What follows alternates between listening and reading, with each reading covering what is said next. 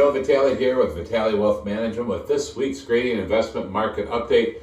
All information is gathered as of the week of June 29th, 2026. Hope everybody's going to have a great hot week this week and get ready for our 4th of July as we celebrate 250 for America. So looking forward to this. Let's talk about the week in review. Major U.S. indexes finished the week mixed. The Dow led the gains 0.60. The S&P declined 1.94. The NASDAQ was down over 4.5%. Now, value stocks outperformed growth, and the Russell 1000 Value Index gained 0.28 compared to 3.39 decline for the Russell 1000 Growth Index. Bitcoin still pulling back, falling below 59,000 during the week.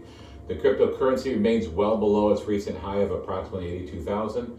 Oil prices fell to the lowest level in 4 months as easing tensions in the Middle East reduced geopolitical risk premiums. By Friday, U.S. crude was trading at $69 a barrel, down roughly 8% for the week. Hopefully, we're going to see the pumps prices keep going down. They've kind of not been following suit. How about upcoming economic releases?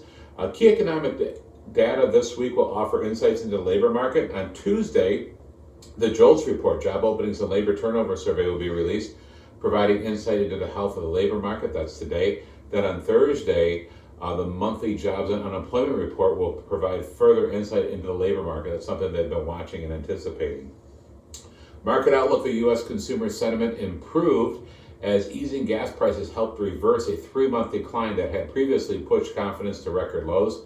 Last week's personal consumption expenditures price index showed inflation increased 4.1% year over year, in line with expectations. Meanwhile, the core PCE, which excludes the more volatile food and energy, rose 3.4%, slightly below expectations, but still well above the Fed's 2% targeted rate. Now, the U.S. economic growth also showed continual resilience. The final estimate for the first quarter 2026 GDP was revised higher to 2.1%, up from the previous estimate of 1.6%. Investors will now turn their attention to this week's job and labor market reports. These will offer insights into the health of the U.S. market, the jobs market, and whether the recent stronger labor market extended into June.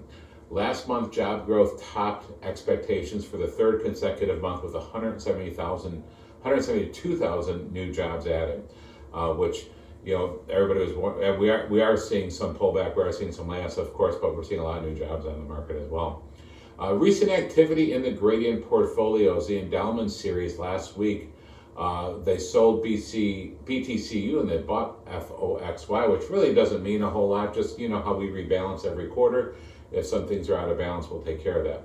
Also, stocks in the news, AbbVie, which is owned in the G50E, rose 10.15% for the week after the company agreed to acquire Apogee Therapeutics. Now, the acquisition expands AbbVie's immunology portfolio by adding a diversified pipeline of clinical stage therapies targeting inflammatory and immune mediated diseases. Also, BLDR, which is Builder's First Source, owned in the Contrarian Choice, was up 15.27% for the week, continuing their recent momentum. The residential building materials company also benefited from its recent inclusion into the Russell 2500 Index and the Russell 2500 Value Index, which could enhance its visibility among institutional investors. As far as the other portfolios, there's no other changes in the investment portfolios. Let's talk about some of the stocks in the news.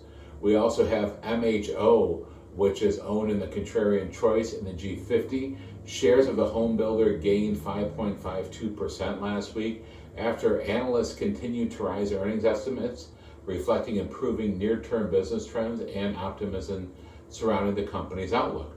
So that's good. How about NBIS, which is Nebius Group, owned in the small and mid-cap? Shares climbed 10.24% for the week after the tech company announced a $2 billion agreement with NVIDIA to support data center expansion, along with a partnership with Uber to accelerate deployment of robotaxis and autonomous delivery robots. We've been seeing the small mid-cap portfolio finally come on. I mean, that's something we just brought on last year. We've been needing that in the portfolio, so I think it's going to be doing really good.